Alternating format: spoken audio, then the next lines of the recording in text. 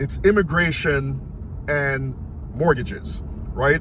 Two topics that don't usually cross paths, but in this situation, I'm going to tell you what's going on. So I have a borrower who is in TPS status, right? Temporary protected status, and their work authorization is expired, right? Because as you know, this administration terminated the TPS.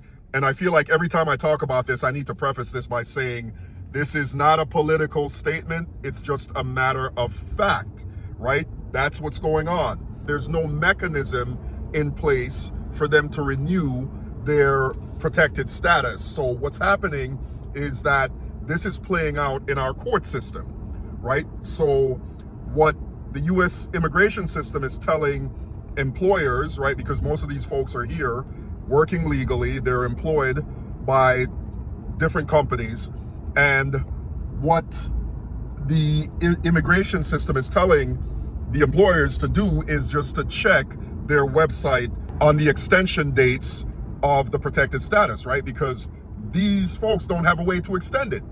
Now, what's happening is that it's trickling down to the banks, and a lot of the banks, to be honest, don't even know how to handle it, right? Because I was almost 2 weeks in to this transaction when underwriting came back and said, hey, we've got to deny this loan because one of the borrowers is TPS. He's got the correct codes, right? There's certain codes that you use when you try to get someone approved who is on a visa, and they've got the correct codes per Fannie Mae guidelines, right? However, what the lenders are doing, and this is the part that's important, guys, realtors out there, other mortgage people out there,